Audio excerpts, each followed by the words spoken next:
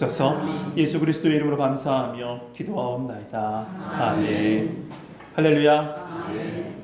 주님이 주실 은혜를 사모하면서 예배 자리에 나온 우리 모든 성도님들에게 하나님의 은혜와 평강이 함께 하시길 소망합니다. 오늘은 마가복음 31번째 시간 그 옥합을 깨뜨려 라는 제목으로 은혜 나누겠습니다. 마가복음 14장에 들어서면서 본격적으로 예수님의 순환 기사가 나옵니다.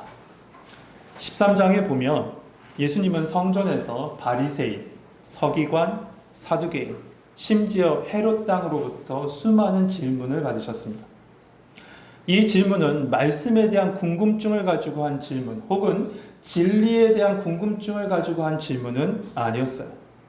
오로지 예수님께서 이 질문에 대한 답변을 어떻게 하시는가 보고 그 답변의 꼬투리를 잡아서 예수님을 죽이려고 했던 아주 악의적인 질문이었던 거죠. 그러나 예수님은 이들의 이 악한 의도를 도리어 진리와 생명의 복음을 전파하시는 기회로 삼으십니다. 그리고 예수님은 그 모든 복음을 전하신 후에 성전에서 빠져나오셔서 성전 동편 감람산에서 제자들에게 마지막 때를 사는지를 가르쳐 주셨어요. 그렇다면 여러분, 예수님을 잡아 죽이려고 하다가 망신을 당했던 그 대제사장들과 서기관들은 지금 성전에서 무엇을 하고 있었을까요? 1절, 2절에 그 답이 나와 있습니다. 우리 1절, 2절 말씀 같이 읽겠습니다. 시작. 이들이 지나면 유월절과 무교절이라 대제사장들과 서기관들이 예수를 죽이려고 잡아 죽일 방법으로 하며 이들의 미련한 날 가오니 명절을 하지 말자 하더라. 아멘.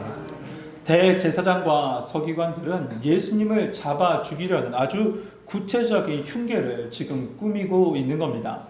다만 이때가 명절과 가까운 시간이 되었기 때문에 혹여나 밀란이 일어날까 해서 명절엔 죽이지 말자 담합하고 있습니다. 그만큼 예수님께서 대중적인 지지를 이때만큼까지는 받고 계셨다는 것을 의미하겠죠. 그런데 성도 여러분, 이 성경은 이때가 언제라고 이야기하냐면 1절 시작과 함께 이틀이 지나면 유월절과 무교절이라 라고 하고 있습니다. 여러분, 유월절이 어떤 날입니까? 유월절은 430년 애굽의 노예 생활에서 해방된 날입니다.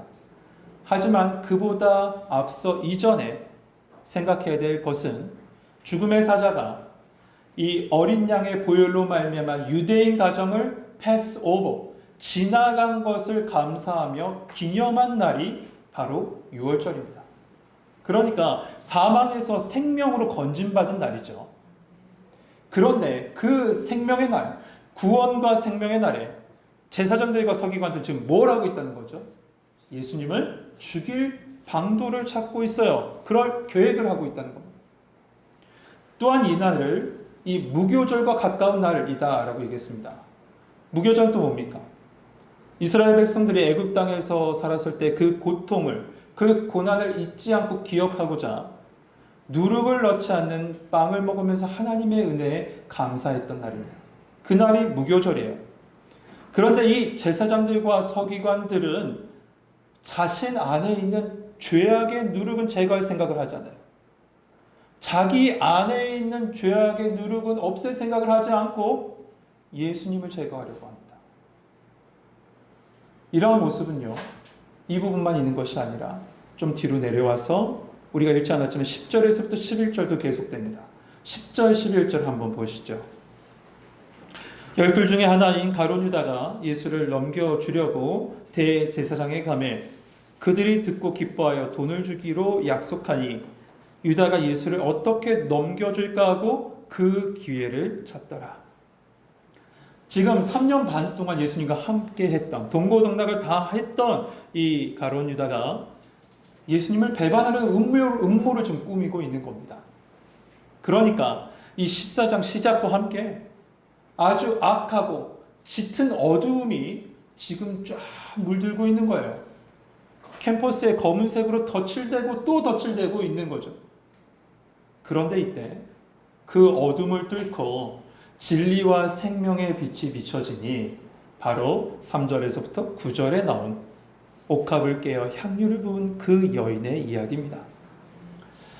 신학자들은 이 모습을 이를 샌드위치 구조라고 얘기합니다.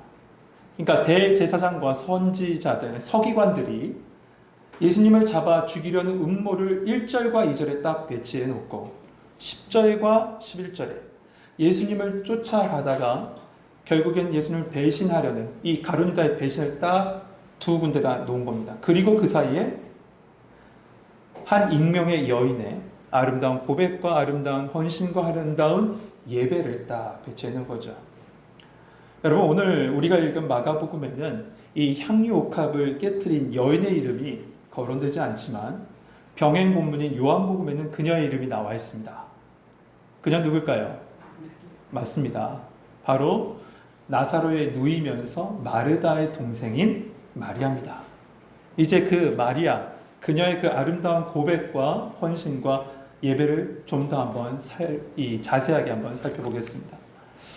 예수님께서 베다니에 있는 나병 환자, 근데 여기 성경에 나병 환자라고 되어 있지만 나병에 걸렸다가 고침받은 사람이에요. 이 나병에 걸렸다가 고침받은 이 시몬의 집에 식사 초대를 받으시고 참석하고 계십니다. 여러분, 이 식사는 우리가 저녁에 먹는 그냥 평범한 식사가 아니라 요한복음에 의하면 잔치를 벌였다라고 얘기합니다. 만찬이 벌어진 거죠. 여러분, 앞서 말씀드렸지만 대제사장들과 서기관들 지금 뭘 하고 있습니까? 예수님을 죽일 방도를 준비하고 있어요. 예수님을 죽일 계획을 하고 있는 이 아주 살벌하고 아주 급박한 상황입니다. 사람들 이걸 모를 리가 없죠. 다 알고 있어요. 그럼에도 불구하고 이렇게 예수님을 초청해서 잔치를 벌일 수 있는 건 이들은 예수님께 받은 은혜가 이 위험보다 더 크다라고 느끼고 있기 때문에 그래요. 받은 은혜가 너무나도 크기 때문에 그래요. 이들은 내가 어떠한 상황이 오더라도 나는 예수님과 함께하길 원합니다 라고 지금 고백하고 있는 사람들인 거죠. 성도 여러분, 우리 모든 성도님들이 이와 같이 되길 소망합니다. 아멘. 어떠한 상황이 오더라도 예수님을 여러분의 가정에, 먼저 여러분의 심령에, 여러분의 마음과 가정에 초청하고 잔치를 벌일 수 있는 우리 믿음의 가정들 되시길 주님의 이름으로 축복합니다. 아멘. 이처럼 잔치가 벌어지고 있는 이 상황에 마리아가 순전한 나드 향유 옥합을 가지고 와서 예수님께 그 옥합을 깨고 예수님의 머리에 붓습니다.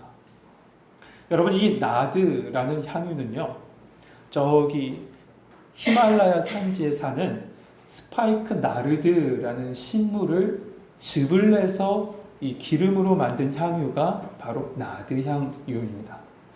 그러니까 인도에서 수입해 온 거예요. 그러니 얼마나 비싸겠습니까?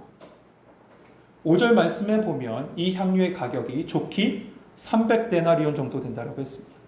300데나리온은 노동자의 1년치 연봉입니다. 1년치 연봉되는 그 향유는 얼마나 값져요. 그래서 이 향유는요, 왕의 그 침상이나 보좌나 식탁에 몇 방울 떨어뜨려서 향기를 나게 했다라고 되어 있습니다. 그게 어디 나오냐면 아가서에 나옵니다. 아가서 1장 12절 말씀입니다. 왕이 침상에 앉았을 때 나의 나도 기름이 향기를 뿜어냈구나. 아가서에 나오는 나도 기름이 바로 이 나드, 이 향유였던 거죠. 이처럼 아주 귀하고 그 고가의 향유이기 때문에 알라바스트론이라는 이 대리석 같은 암석으로 만든 호리병이 있어요. 그 호리병에 이 향유를 넣고 밀봉해서 사람들을 유통했다라고 합니다.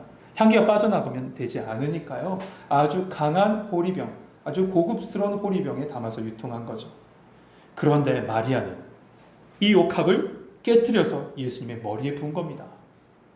근데 요한복음에 보면 머리에 붓는 것을 끝난 것이 아니라 마리아는 자신의 머리를 풀고 그 푸른 머리로 향유 부은 예수님의 발을 닦았어요. 씻겼어요.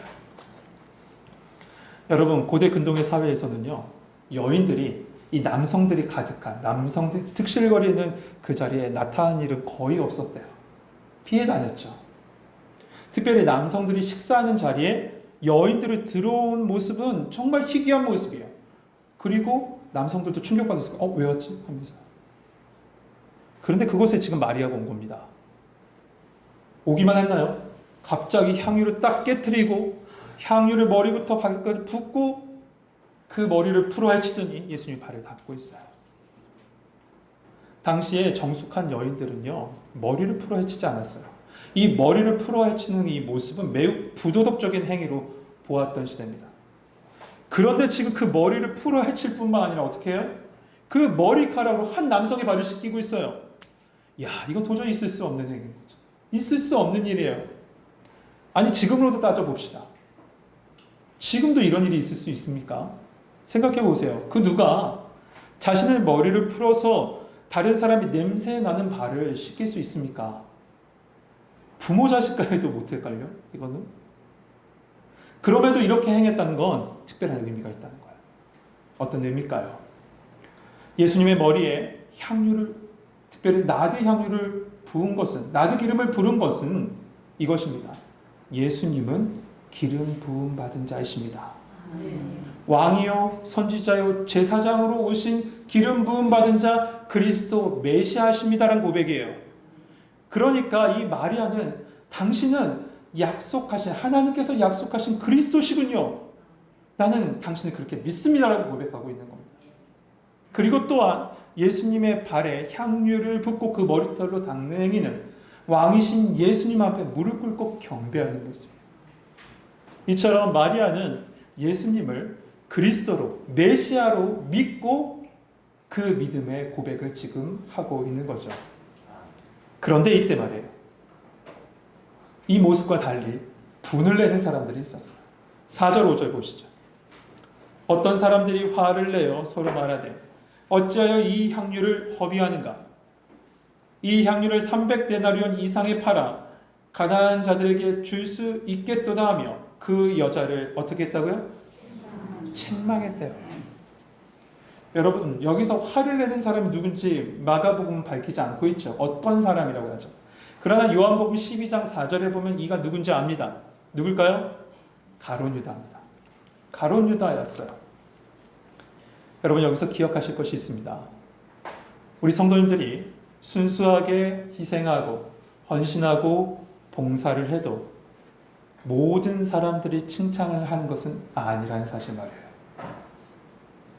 아무리 선한 일을 해도요, 폄하하고 화를 내고 책망하는 사람들이 반드시 있다는 걸 생각하셔야 됩니다.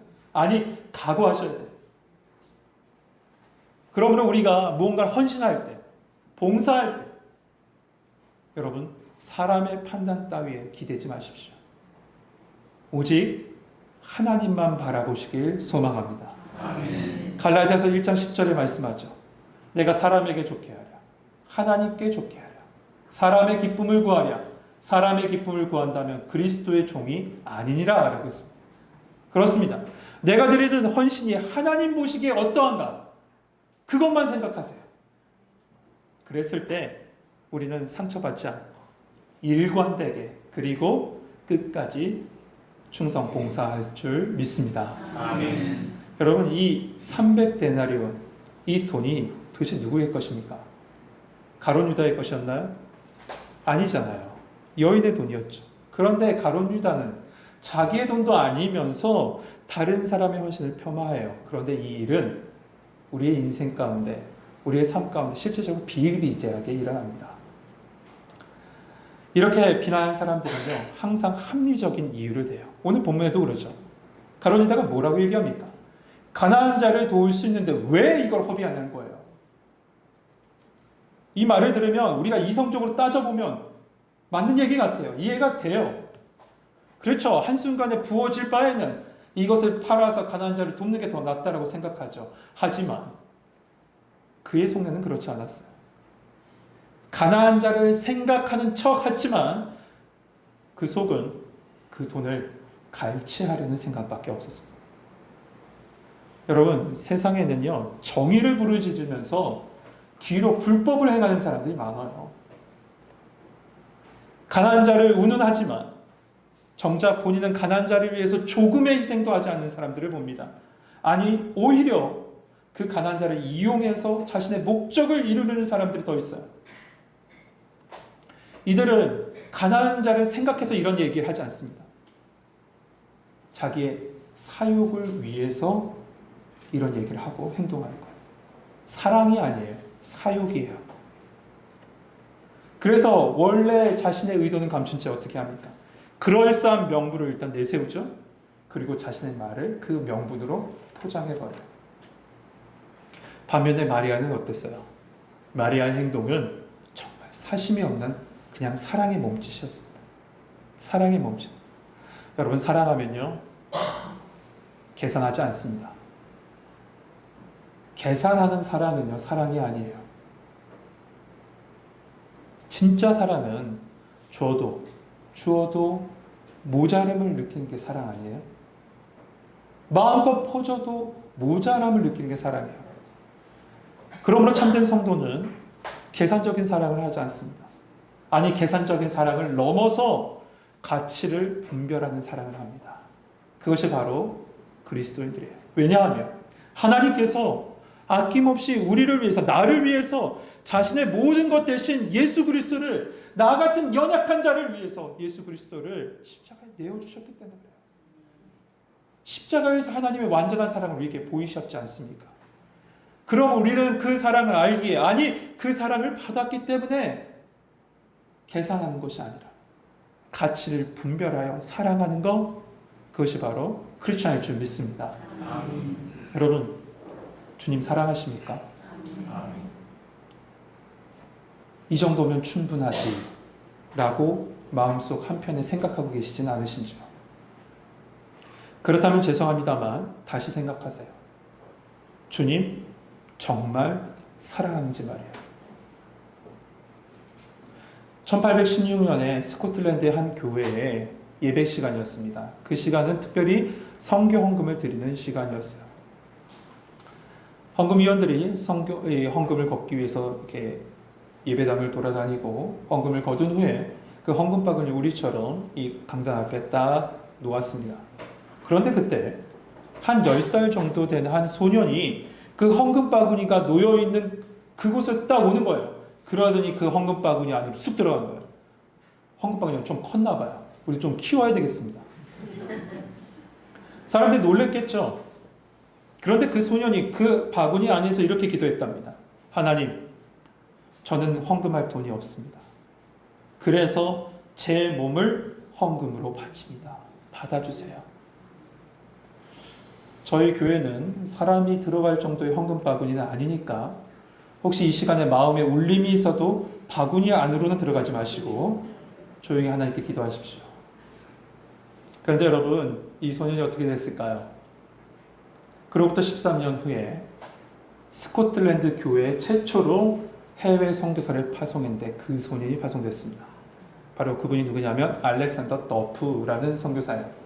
이 선교사님은 인도에서 이 선교의 아버지라고 불리는 윌리엄 캐리와 함께 평생을 인도에서 선교하셨어요.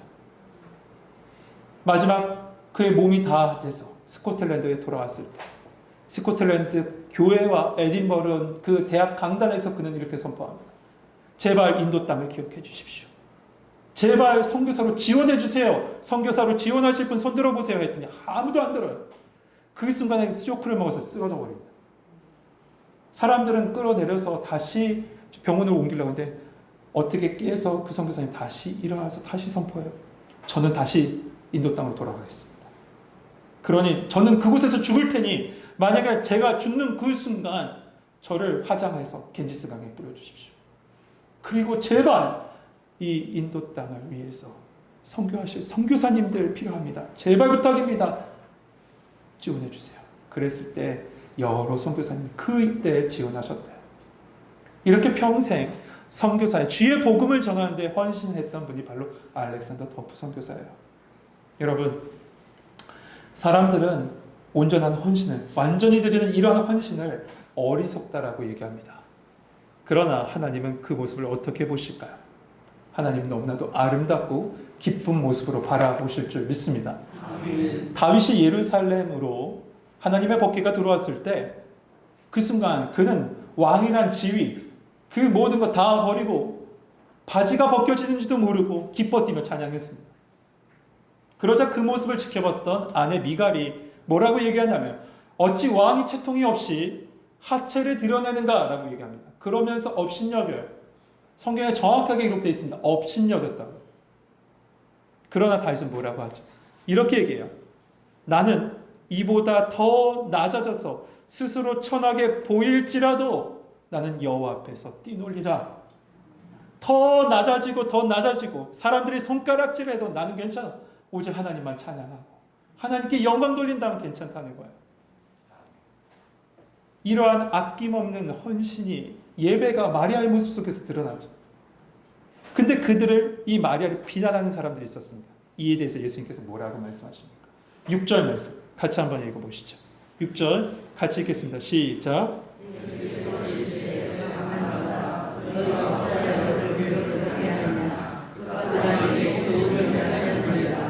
아멘. 여러분 우리 성경에는 나와 있지 않지만 원어 성경에는 이 방금 읽었던 6절 말씀 맨 앞에 이런 단어가 붙여 있습니다. 헬라어로 대라는 단어예요. 이 대라는 단어는 그러나라는 뜻입니다. 여러분 다른 사람들이 그녀의 행동을 뭐라고 해도 비난하고 책망하고 무가치하고 쓸데없는 행동이라고 해도 그러나 주님은 아신다는 거예요. 그러나 주님은 그 모든 모습을 기억하신다. 이 단어가 얼마나 위로가 되는지요. 말씀을 준비한 내내 이 말씀을 외쳤습니다. 그러나 주님은 아신다. 여러분, 주님은 아십니다. 그러면서 예수님께서 이어서 이렇게 말씀하세요. 저가 내게 좋은 일을 하였느니라. 어떤 일이요? 좋은 일을 했댔어요. 좋은 일. 근데 이 좋은 일이라는 단어, 칼론 혹은 칼로스라는 이 단어는 단순하게 좋은, 굿이라는 의미로는 좀 설명이 부족합니다. 왜냐하면 그 의미가 여러 가지가 있기 때문에 그래요. 그 의미가 이렇습니다. 첫 번째는 아름다움이라는 뜻을 가져요.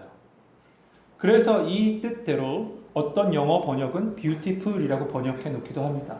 아름다움이라는 의미 있어요. 두 번째는 사랑스러움이라는 의미가 있습니다. 그리고 세 번째는 흠이 없는 순수함이라는 의미가 있어요.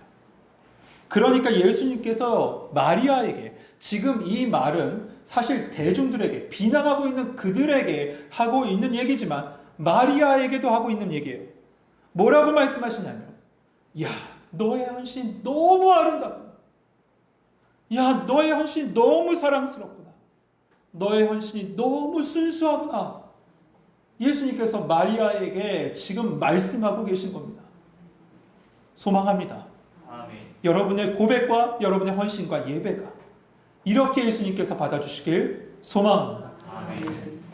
여러분 지금까지 우리는 마리아의 그 마음이 담긴 헌신과 고백과 예배의 모습을 봤습니다.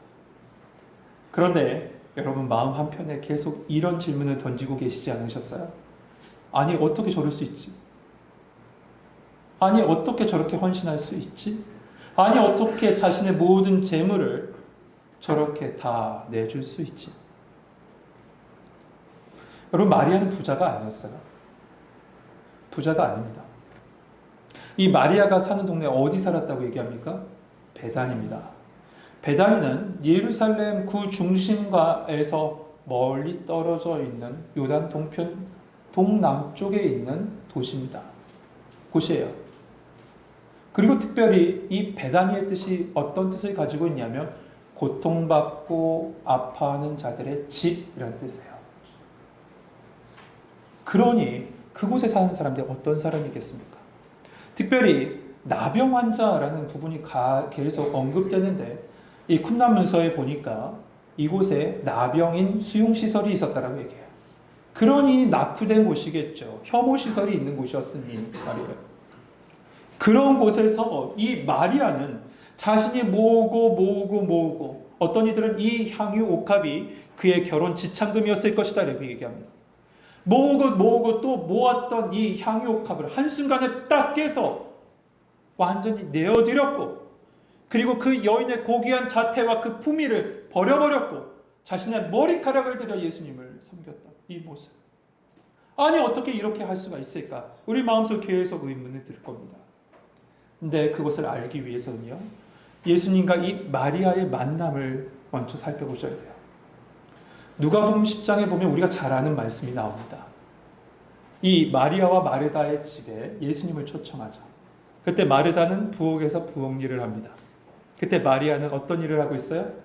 말씀에 보면 주님의 발치에 앉아서 말씀 듣기를 사모했다라고 했습니다. 아멘. 예수님의 발치에 앉아서 말씀 듣기를 사모했어요. 여러분, 예수님의 8절에 보면, 오늘 본문 8절에 보면요, 마리아가 예수님의 그 장례를, 십자가를 준비했다라고 말씀해요. 십자가를 준비했대요. 그녀가 어떻게 알아서 십자가를 준비했을까요? 마리아는 예수님의 말씀을 듣고 마음으로 새겼던 거예요. 그리고 진실로 예수님이 그리스도시구나 믿었습니다. 그리고 성령께서 이 순간에 그녀의 마음속에 있는 생명의 복음을 움직이셔서 예수님의 십자가를 준비케 하신 겁니다. 그러니 이 모든 일을 감당할 수 있었던 거죠. 그러므로 여러분 기억하셔야 돼요. 진정한 헌신은 내 모든 것을 아낌없이 드릴 수 있는, 진정으로 드릴 수 있는 이 마리아와 같은 헌신은 말씀이 들려질 때 할 수 있습니다. 말씀으로 채워질 때 가능한 거예요. 그렇지 않은 헌신은 삐걱거리는 소리만 내요. 마치 기계와 같습니다. 기름칠이 되지 않은 기계 어떻습니까? 삐걱거리는 소리를 내면서 돌아가긴 돌아가요. 그러다 결국에 멈춰버리죠. 망가져서요. 우리의 헌신도 마찬가지죠. 우리의 예배도 마찬가지죠. 말씀의 자리에서 은혜의 기름칠이 되지 않으면 움직여요. 헌신하고 봉사해요. 전도하는 자리도 나와요. 예배하는 자리 꼬박꼬박 나와요. 그러나 나오는데 잡음의 소리가 나요. 그러다 결국 번아웃되고 멈춰버립니다. 그래서 진정한 헌신은 말씀을 듣고 기도하면서 그 속에서 매일 순간 은혜의 기름칠이 될 때 진정한 기쁨의 헌신을 할 수 있게 될 줄 믿습니다. 아멘. 여러분, 이 말씀의 자리에 은혜의 기름이 매 예배 때마다 여러분의 심령 속에 부어지게 주님의 이름으로 축복합니다. 아멘. 사랑하는 성도 여러분, 주님은 이 예수님의 장례를 준비한 이 여인의 헌신을 예배로 받으셨습니다. 그리고 그 헌신을 복음이 전파되는 곳곳마다 말하여 기억하라 라고 하셨어요. 아멘. 지금 이 예수님 말씀대로 되지 않았습니까? 모든 그리스도인들이 이 강단에서 이 여인의 이 스토리가 선포되죠. 아니, 전 세계 모든 강단 곳곳에서 선포됐어요. 우리가 다 듣고 있습니다. 여러분, 이 자리에 오실 때 어떤 마음으로 오셨습니까? 주님을 만나고 주님과 동행하고 주님을 찬양할 준비를 하고 오셨으리라 저는 믿습니다. 다시 해야 되겠네요. 정말 그러신가요? 그렇다면 이제 내가 준비해온 옥합을 깨트릴 때입니다. 깨지지 않은 옥합은 장식품에 불과해요. 깨질 때 향기로운 예배가 됩니다. 아멘. 내가 깨지지 않으면 하나님께 예배 올려드리지, 영광 올려드리지도 못하고 온 세상에 그리스도의 향기를 바라지도 못해요. 그냥 고귀한 장식품으로 남아있을 거예요. 고귀한 종교인으로 살 거예요. 아니, 조금 종교를 가진 교양인으로 사람들을 보게 하며 살 겁니다. 그러므로 여러분, 이 예배는 내가 깨지는 시간이 되어야 합니다. 종교인으로 사시겠습니까? 진정한 향기를 드린 예배자로 사시겠습니까? 내가 깨어지고 예수 그리스도의 향기로 채워지는 이 시간, 은혜의 기름이 부어지는 이 예배의 시간이 되시길 소망합니다. 아멘. 세상 사람들은요, 다른 사람을 깨트릴 때 쾌감을 느껴요. 무슨 말인지 아시겠습니까? 우리가 뭐 격투기나 뭐 어떤 뭐 권투나 이런 걸 보면 우리 몸속에서 왠지 모르게 쾌감이 느껴지잖아요. 그래서 제일 재밌는 구경이 싸움 구경이라면서요. 그게 인간의 본성이에요. 그러나 그리스도인들은요, 다른 사람이 깨지는 모습을 봤을 때 쾌감을 느끼는 게 아니라 내가 깨어질 때 진정한 기쁨을 누리는 겁니다. 아멘. 왜냐하면 나는 죽고 예수로 살기 때문에 그래요. 아멘. 제가 일부 예배 때 이 말씀을 전했어요. 똑같이. 그런데 저기 맨 뒤에 있는 11개월 된 아이가 아멘을 외치더라고요. 분명히 응애라고 했는지 모르겠지만 저는 아멘으로 들었습니다. 다시 한번 하죠. 여러분, 그리스도인들은요, 남이 깨지는 것을 좋아하는 사람들이 돼서는 안 돼요. 내가 깨어질 때 진정한 기쁨을 누립니다. 아멘. 왜냐하면 나는 죽고 예수 그리스도가 살기 때문에 그렇습니다. 아멘. 여러분, 이 시간에 대리석같이 딱딱하게 굳어있는 내 마음의 옥합, 그것을 깨셔서 고귀한 그리스도의 향기를 교회와 가정과 여러분의 삶의 자리에 발하시는 성도님 되시길 소망합니다. 아멘. 그때 예수님이 더 깊고 더 고귀하고 풍성한 은혜의 기름을 여러분의 심령에 부어주실 줄 믿습니다.